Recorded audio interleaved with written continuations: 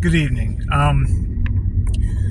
I've been thinking about making this video for a while, and I kind of picked back up the idea after watching a video that was put out, I think it was a couple years ago, by the channel I Think Biblically, which I think is a pretty good channel. I think it's a very good channel.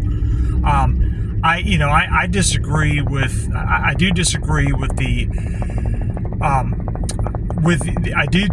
the person's views when it comes to specifically the end times and eternal security, because I hold eternal security. He does not. I hold to pre-tribulational rapture. He holds to post-tribulational rapture. But overall, though, I actually agree with a lot of stuff he puts forward. Also, he's very opposed to Calvinism. I'm actually sort of, I'd probably be more like a 2-point Calvinist. So I'm not I would definitely not be a full-blown Calvinist. I don't call myself a Calvinist. I would say I lean Calvinist. But anyway, but he put out a video where he said something about proof that Abraham did not tithe from his income. And one thing I've heard, and when I came up in the church, I was just always taught that as Christians we are commanded to tithe, or to give 10% of our income to the church. And I honestly, I kind of accepted this without question. To me, I just did it, But then it was actually a video that was put out by so when we understand the text, it was a video put out in 2014 by Gabriel Hughes that actually gave me pause. I'm like, wait a minute, because I used to hear people say, well, tithing, that's only the Old Testament. And I thought, and I would just reject them, be like, no, you're wrong. But then it was a video I saw that kind of gave me pause on that. Well, and that kind of led to me coming to the position I am now, where that I reject the notion that Christians are that we are obligated to give 10% of our income. And part of and the first reason for that is because of the fact that, first of all, is that there's a complete misunderstanding of what the tithe even was. When you look back at the Old Testament law, tithing, there were 3 different tithes, and they would actually add up to about 23.33% annually. So it would add up to about 23.33%, but there were 3 different tithes. But again, the focus you would see would often be on produce or grain. We also know in the law too, there were commands about giving the firstborn of your flock, that sort of thing. But we don't see. But the idea of tithing being where you got to give 10% of your income to your church, that is just not taught. And that's not taught in the New Testament. It's not, but even the Old Testament, you just don't see tithing being taught that way. It's just not what the tithe was. And really, as Gabriel Hughes pointed out, the tithe really was effectively a tax under Old Testament Israel. Now, what people often do to try to in order to try to refute that is that they'll say, well, Abraham in Genesis 14, he gave a tithe to Melchizedek, and that was before the Old Testament law. But does that actually prove that we're bound to tithe?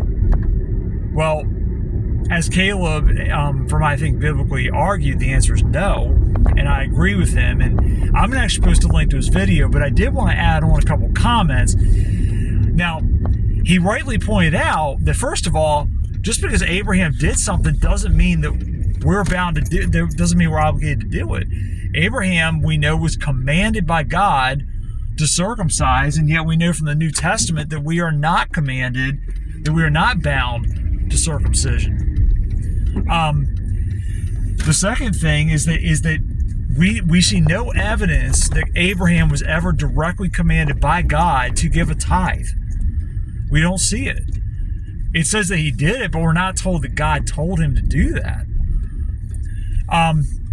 So, and that was something that Caleb brought up, but I wanted to bring up a little bit more. Or a third thing that Caleb brought up from in the video is that first of all, Abraham didn't even tithe from his income; he tithed from the spoils of war. Fourth thing is the fact that he only did it one time. Here's the thing: if you follow the timeline in Genesis, Abraham would have been alive, I believe, at least 39 years between the events of Genesis 14 and the time that he went to be with the Lord. And yet there's no evidence in that 39 years that he ever again gave a tithe. And are we to believe that Abraham had no increase in terms of his flock or his, I mean, unless you can prove to me that Abraham had zero increase, that he literally didn't gain any flocks or anything like that, unless you can prove that he had zero increase in that 39 years, and so there would have been nothing to tithe, unless you can prove that to me, well then I don't see that verse being at all any sort of proof that we are supposed to be tithing, or any sort of proof that Abraham made a habit of tithing. Okay. Another thing to add on to Caleb's video is the fact that we don't ever see what Abraham did being commanded as some sort of we don't see it being commanded. It never becomes commanded as a statute. We don't see what he did being now statutory for everybody that followed after him. Now, somebody might say, well, what about Jacob? Because Jacob he vowed to tithe 10% if God would bring it back. But again, that was something that Jacob did of his own free will. He wasn't commanded to do that. Now, I certainly think God honored what Jacob did. But again, there's nothing, even what Jacob did, that was not statutory. We don't see a statute given there that his sons had to follow it. We just don't see that. So it doesn't, and again, there's no statute that's ever commanded. So to say that somehow that Abraham, because he gave a tithe, therefore us Christians, we're bound to do it, that's just invalid. It's a fallacy to say that.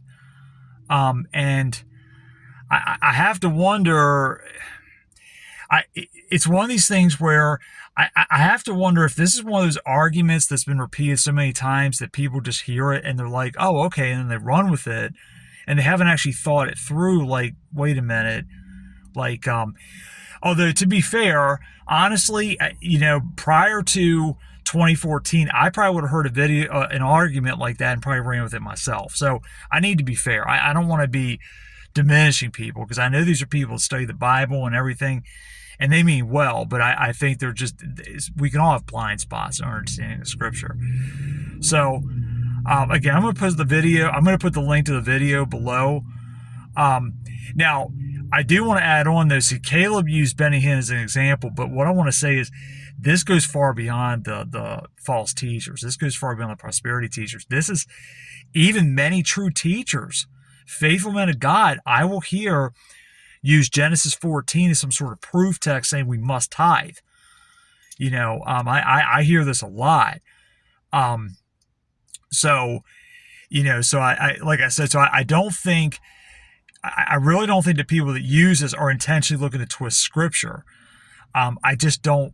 I think it just must be something that they were probably taught, and they've kind of ran with it and haven't thought it through. Whereas someone like me, I'm more likely, because I already am kind of cynical, or not cynical, I'm already kind of aware that this is something that's just taught and people just accept.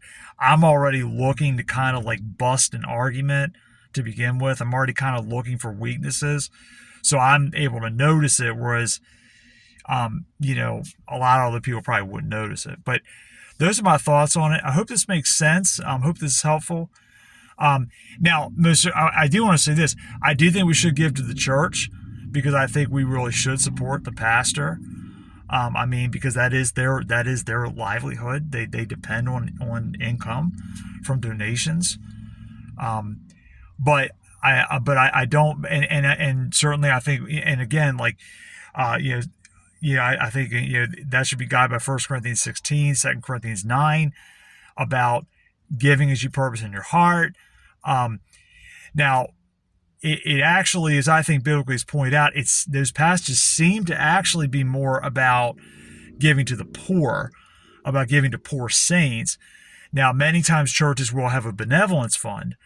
I think we should be supporting pastors, but I also do think too it's important we be supporting poor brothers and sisters. So it's not I think to say, well, I've put money in the offering plate, I'm good. I don't necessarily think it works that way. I think there's more to it than that.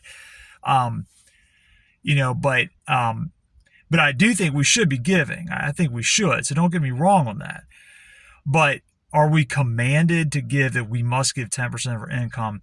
From my reading of Scripture, the answer is no. I do not believe so. And I encourage you to check out the videos that I think biblically is put out about tithing. It may be a real eye-opener. Thanks for watching.